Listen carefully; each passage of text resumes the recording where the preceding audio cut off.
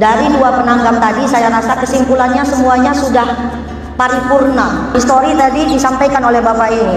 Dulunya otonomi lahir dari adanya reformasi.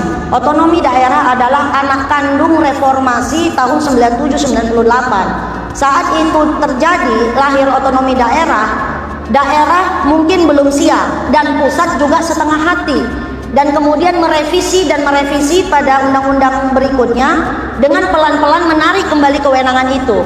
Menurut saya, kalau kita memang mau kompak, izin Pak Ketua mengulangi dan mempertegas lagi dari apa yang disampaikan oleh Bapak Bupati yang di depan saya ini, ayo kita kompakkan dulu. Ini mau memperjuangkan untuk anak cucu kita ke depan, bagaimana menjaga anak kandung reformasi.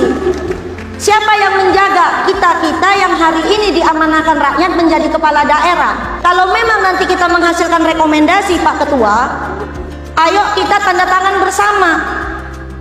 Kalau kita terus yang ngomong, ngeri-ngeri sedap Pak Ketua. Artinya percuma kita datang dari daerah, dibayar oleh uang rakyat, rekomendasi kita nggak berarti apa-apa, percuma. Sementara yang mau kita perjuangkan ini Bapak Ibu, ini adalah anak kandung reformasi yang hari ini sedang dikebiri di depan mata kita. Kalau kita mau bicara masalah rakyat, betapa sempitnya ruang fiskal bagi daerah saat ini, apalagi bagi daerah penghasil.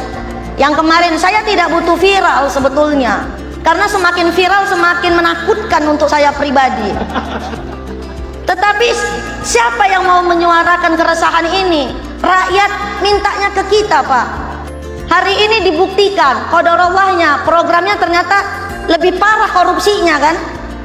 Bagaimana pertanggungjawabannya nanti? Nah, di Undang-Undang Otonomi Daerah sudah jelas pada pasal 18, 18A, 18B Undang-Undang Dasar itu mengakomodir keberagaman. Tetapi sekarang yang terjadi adalah kebijakannya keseragaman. Ini harus direvisi. Kebutuhan setiap daerah berbeda-beda. Jangankan Aceh dan Papua, beda kampung saja beda kebutuhannya.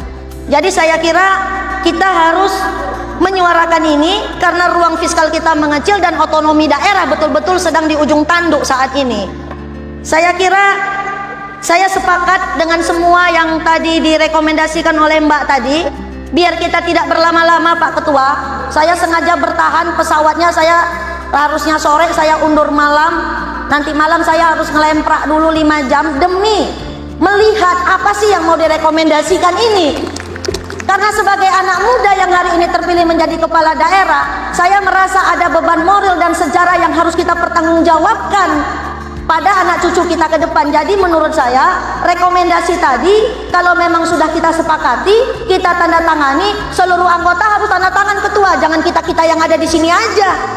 Ntar kita dicari, kan repot. Begitu saya rasa. Dan sedikit, kalau bisa di undang-undang otonomi nanti, tolong, kan inti dari lahirnya Undang-Undang 23 2014 itu penekanannya kepada penarikan kewenangan urusan sumber daya alam. Yang paling tegas kan di situ. Ditariknya kewenangan dari kabupaten ke provinsi dan pusat. Yang paling tidak adil soal sektor migas. Di sektor migas itu semua mutlak ditarik ke pusat. Abrasinya daerah yang tanggung, rusak jalannya daerah yang tanggung. Kita nggak dapat, nyaris tidak dapat keadilan. Di revisi Undang-Undang 23 nanti, tolonglah urusan sumber daya alam itu diteteskan sedikit kewenangannya kepada daerah, karena kepala daerah lah yang tahu penderitaan rakyatnya, bukan orang di Jakarta gitu.